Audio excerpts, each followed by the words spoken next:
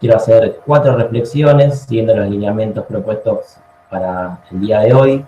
La primera sobre el trabajo de investigación y la acción e intervención en el territorio, es decir, sobre la relación entre producción de conocimiento y práctica política. Compartimos algunos intercambios con los becarios del PERT al respecto. Partimos de un posicionamiento político, ético, como trabajadores, desde una perspectiva crítica y transformadora. En el PERT estudiamos relaciones de poder en el territorio, políticas públicas, y en nuestro trabajo nos encontramos y articulamos con otros actores y organizaciones, sujetos. En los últimos años hemos estado presentes en movilizaciones de organizaciones de la agricultura familiar, como son los verdurazos, en el Foro Agrario del año pasado, que fue un hecho político histórico donde se elaboró un programa sectorial, en movilizaciones de trabajadores del Estado, de la Secretaría de Agricultura Familiar, del INTI, del INTA, ante los despidos durante el macrismo, que en muchos casos ahora siguen luchando por su reincorporación. Algunos de nosotros con militancias en organizaciones políticas, sociales y de diverso tipo, y otros que no, sin romantizar las visiones de los actores ni perdiendo la mirada crítica o la rigurosidad. A veces la vinculación orgánica suele abrir puertas debido a una confianza previa, en otros casos esa confianza se va construyendo. También hemos debatido en el PERT sobre las distintas producciones con sus distintos registros y canales de comunicación, desde notas más políticas y de opinión, otras más de divulgación en medios alternativos, a otras en canales estrictamente académicos que manejan otros lenguajes. En mi caso, en este momento, mi vinculación con el territorio, entre comillas, es fundamentalmente a partir de mi trabajo de campo. En este momento no tengo una militancia orgánica en ningún espacio. Otros ejemplos del grupo, del PERT, son los de Cecilia Nelo, que participa en la Cátedra de Soberanía Alimentaria de la Facultad de Agronomía de la UBA, Julieta Saetoni, que ha aportado en la elaboración de un proyecto de ley de protección de cinturones verdes hortícolas, que en este momento se encuentra en estado parlamentario, a través de su participación y su trabajo de investigación. El año pasado en el PERT hemos tenido un ensayo de un seminario permanente abierto que finalmente llegó a un público más ligado a la academia, y creo que tenemos pendiente un trabajo más de tipo de extensión o de armar algún seminario socioeducativo territorializado en la carrera. Otras segundas reflexiones tienen que ver con qué entendemos por territorio cuando hablamos de acción en el territorio, simplemente para no darlo por natural u obvio. Un poco aparecía en la intervención de Mónica. En las militancias y en la extensión suele hablarse del territorio como el barrio o las quintas. En la pandemia se ha puesto de relieve los territorios de cuidado, la casa como territorio y también territorios virtuales. En este sentido también resaltar las escalas de acción del territorio. Si bien la escala local está muy presente cuando nos vinculamos con problemáticas específicas en municipios, el ámbito de acción también es nacional cuando participamos en acciones de organizaciones de la agricultura familiar en el centro político, en la ciudad de Buenos Aires, y también es internacional cuando nos vinculamos con colegas y organizaciones de otros países, por ejemplo, ahora en las actividades virtuales. Pensar el territorio entonces como espacio de disputas de poder en su multiescalaridad. Una tercera reflexión sobre los temas que venimos trabajando en el PERT y la actualidad que tienen en esta coyuntura. La cuestión alimentaria, el hambre, el abastecimiento de alimentos y las desigualdades se tornan centrales. Cuando asumió el nuevo gobierno de Alberto Fernández, colocó al plan Argentina contra el hambre como una política prioritaria, y con esta crisis provocada por la pandemia, esta cuestión se refuerza aún más. Esta semana, por ejemplo, el tema de Vicentín puso en discusión pública el sentido de la soberanía alimentaria. Siguiendo un poco el hilo de lo planteado por Fernando González en el primer seminario de esta semana sobre las distintas de este ciclo, sobre las distintas agriculturas, con la pandemia se evidencia una disputa sobre qué es lo esencial, sobre la esencialidad, qué actividades son esenciales, quiénes nos cuidan, los territorios de cuidados se ponen en agenda. Las feministas de la reproducción social nos proponen preguntas sobre la sostenibilidad de la vida. En esa sostenibilidad de la vida también nos preguntamos quiénes producen los alimentos, cómo se producen esos alimentos. En esta coyuntura internacional también, a partir del asesinato racista de George Floyd en Estados Unidos, nos preguntamos si quienes producen esos alimentos son migrantes, en qué condiciones de trabajo lo hacen. Nos preguntamos a su vez si son alimentos sanos o simplemente son productos comestibles pero no nutritivos. Son preguntas básicas, pero que las respuestas y las acciones políticas necesarias son complejas. Las organizaciones de la agricultura familiar campesina se posicionan como el campo que alimenta en oposición al agronegocio. Y este es un factor estratégico que hacen jugar en esta disputa. Y por último, antes de darle la palabra a Lucas, unas reflexiones sobre los temas particulares de mi investigación en el Valle Bonaerense del río Colorado, al sur de la provincia de Buenos Aires, en los partidos de Villarino y Patagones, que es una región especializada en la producción de cebolla.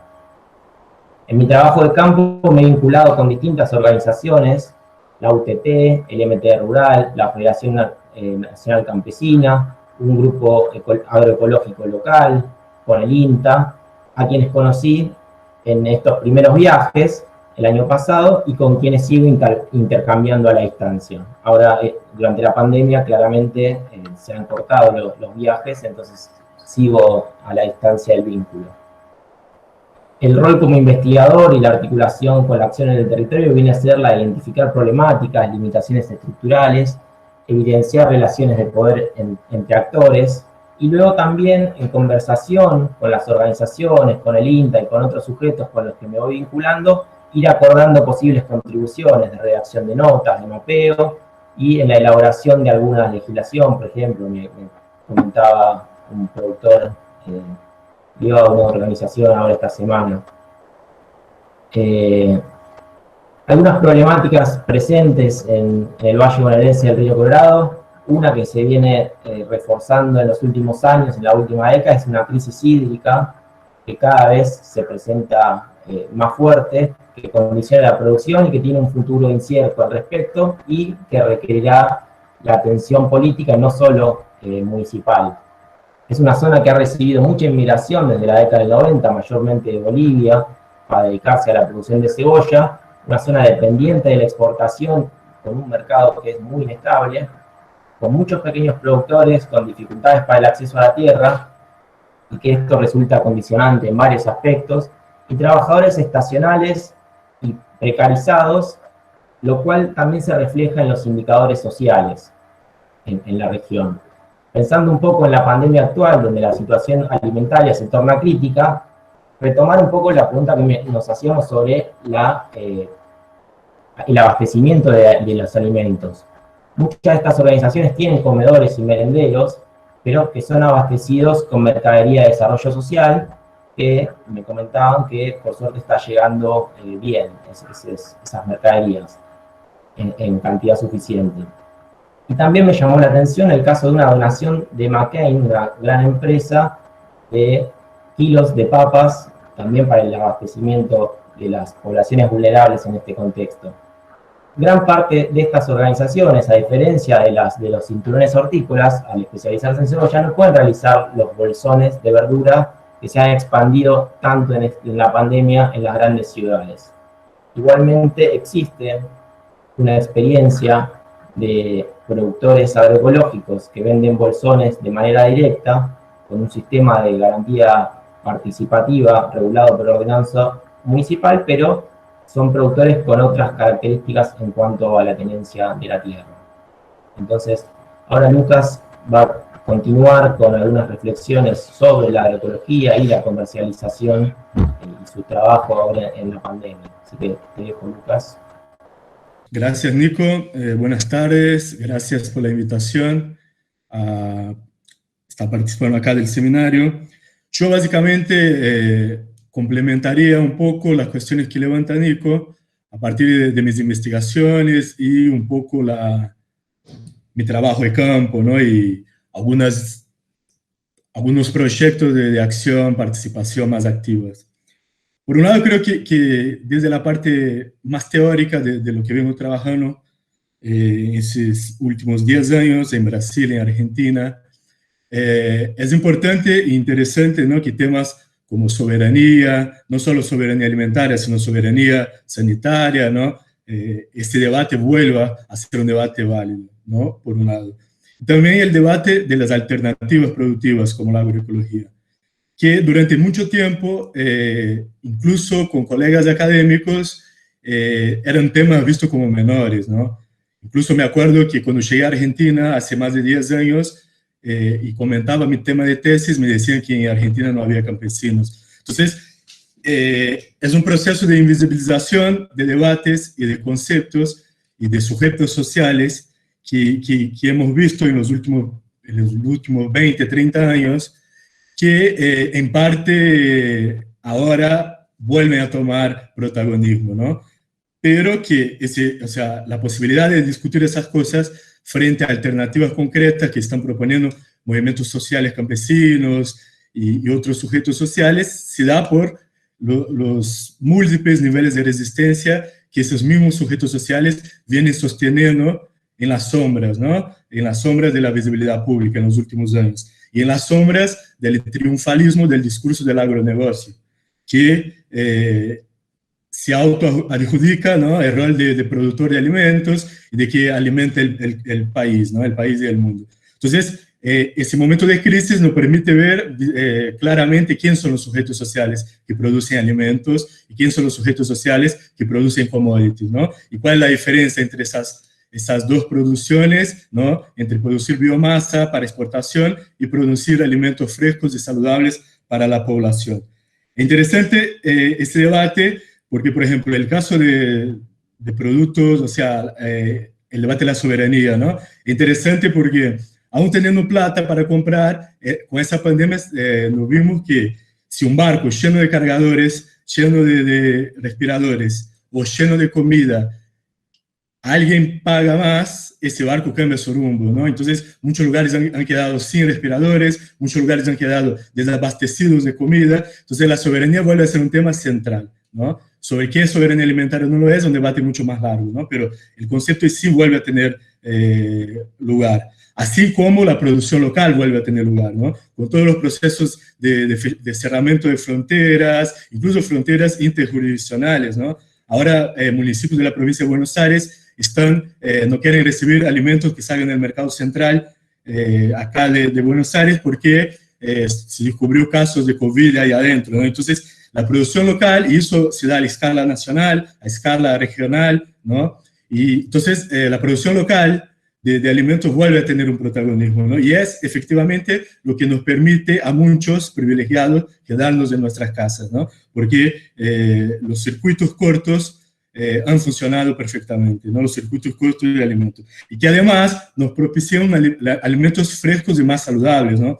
Parte de lo que también se visibiliza con esa pandemia, y que Nico comentó un poco, es que hay una degeneración cualitativa de las dietas, ¿no?, que está siendo impuesta por ese modelo de ese sistema agroalimentario corporativo mundial, donde cada vez más consumimos productos ultraprocesados que a la vez, ¿no?, nos generan enfermedades crónicas no transmisibles, ¿no?, nos aumenta nuestra vulnerabilidad a esas enfermedades, que a la vez son las principales causas de comorbilidad de la COVID-19, ¿no? Diabetes, hipertensión, sobrepeso, son enfermedades crónicas no transmisibles que tienen una relación directa con nuestra dieta, ¿no?, con la dieta del agronegocio. Entonces, hay una revaloración de los modelos de los sistemas agroalimentarios locales, que a la vez son los que producen alimentos más nutritivos y más saludables, ¿no? ¿Y quién produce esos alimentos? Son los campesinos indígenas, la agricultura familiar, que ha sido durante décadas olvidada por las políticas públicas, olvidada por sectores urbanos y también olvidada por nosotros dentro de la academia, ¿no? Entonces, es importantísimo aprovechar toda esa visibilidad pública para reconceptualizar y investigar esos procesos, ¿no?, entender y visibilizar esos procesos que hoy son parte fundamental de nuestra dieta en las ciudades, a través de bolsones, a través de de comercialización directa de varios tipos, ¿no? Las organizaciones campesinas están desarrollando entregas domiciliarias vía internet, entonces es un proceso muy rico y muy diverso de una resistencia múltiple al modelo del agronegocio que la pandemia está evidenciando, ¿no? Pero son cosas que ya existían, porque si no existieron antes, ahora estaríamos completamente perdidos y haciendo filas interminables en los supermercados, ¿no? Para intentar comprar algo de alimento. Entonces, es central el rol que juegan esos sujetos sociales y es central el rol que juega la agroecología en ese contexto, ¿no? Y la agroecología también viene dando mucha evidencia, ¿no? Entonces, para mí es importante destacar la diferencia entre agroecología y agricultura orgánica, porque muchos, incluso desde el pensamiento crítico, han venido confundiendo esos términos, ¿no? Y a la vez han sobrevalorado ciertos aspectos, ¿no? Porque como estamos en un momento de crisis, estamos pendularmente pasando desde el catastrofismo al salvacionismo, ¿no? Como si la agroecología fuera una respuesta equivalente a las propuestas del agronegocio, ¿no? Entonces, claramente no es así. Los que acompañamos los procesos campesinos de cerca nos damos cuenta que la agroecología es una forma de agricultura más entre varios tipos de agricultura que existen, que fueron invisibilizadas por el agronegocio, fueron invisibilizadas por el discurso triunfalista del agronegocio, pero que tampoco es una respuesta, ¿no? Es una alternativa que nos permite pensar que existe otra forma de producir alimentos y que existe otra forma de alimentarnos, ¿no? De forma más saludable, tanto con nuestro cuerpo como con el medio ambiente. Pero estas alternativas, para que se transformen en respuestas concretas a largo plazo para reemplazar el modelo actual del sistema agroalimentario corporativo, hace falta políticas públicas y hace falta que nosotros teoricemos más sobre sus procesos, ¿no? Desde las ciencias sociales, desde la geografía, desde la agronomía, para buscar realmente construir un sistema alternativo y que sea sustentable en el tiempo, ¿no? Entonces, tampoco existen salidas fáciles. No hay que sobrecargar a los sujetos sociales campesinos como nuestros salvadores, nuestros héroes. Ellos lo que dicen que son trabajadores, siguen haciendo lo mismo que hacían hace 10, 15 años, pero con mucho más visibilidad ahora, ¿no? Esperemos que eso se materialice en políticas públicas concretas.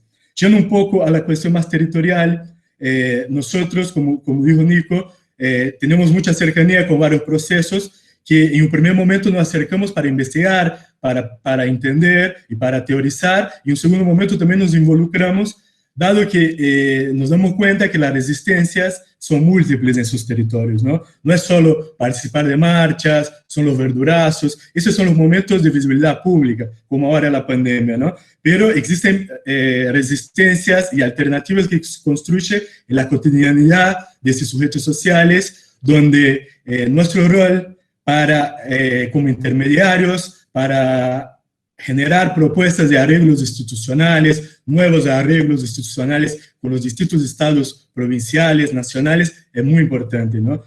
Para un caso particular que yo estoy involucrado como asesor técnico, nosotros estamos participando de una iniciativa en la ciudad de Buenos Aires que se llama De la Tierra a tu Mesa, que consiste en una feria agroecológica en 4 parques de la ciudad de Buenos Aires: Parque Saavedra, Parque Chacabuco, Parque Patricios y Parque Los Andes, donde se busca una forma de venta directa, ¿no? La mercadería, los bolsones agroecológicos salen directamente de las quintas a los parques de la ciudad de Buenos Aires, donde los productores definen los precios y la modalidad de venta, y el Estado municipal de Buenos Aires, el gobierno de la ciudad, abrió los parques para esa venta directa, ¿no? Es muy importante esa experiencia porque fue la única feria que durante la pandemia no ha cerrado, ¿no? ¿Y por qué no ha cerrado? Porque nosotros, juntamente con el INTA y con otros técnicos de otros organismos públicos que no la universidad,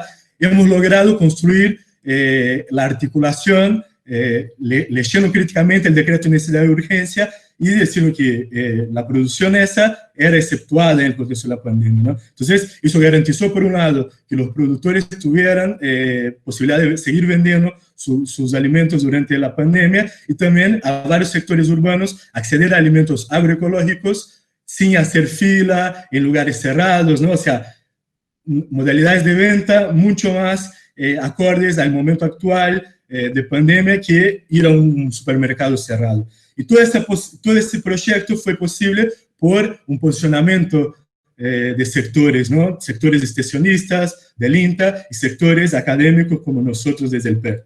Entonces, fue interesante eso porque, por un lado, salimos del rol académico de políticamente pensar cosas improbables, ¿no? Pero intelectualmente atractivas, para pensar cosas que sean políticamente factibles al corto plazo, como una feria libre, y que desde lo intelectual no sean tan visibles, no tan críticas, entre comillas, pero que nos permite construir una relación con el territorio muy concreta, ¿no? Entonces, ese es un ejemplo puntual. También nosotros hemos desarrollado un envase retornable para esos mismos bolsones de verdura agroecológica, en conjunto con el INTA, con los diseñadores industriales del INTA, para que cada vez más esta modalidad de bolsones sea atractiva para los sectores urbanos, ¿no? Sea atractiva para la juventud sin antecedente agrario, y que ese puente entre el campo y la ciudad en la construcción de sistemas agroalimentarios alternativos se concretice, ¿no? Entonces, básicamente, para concluir, nuestro vínculo con el territorio se da desde ese lugar, ¿no? Construyendo lazos, fortaleciendo lazos entre los productores, los consumidores urbanos y el territorio. Creo que es eso. Gracias.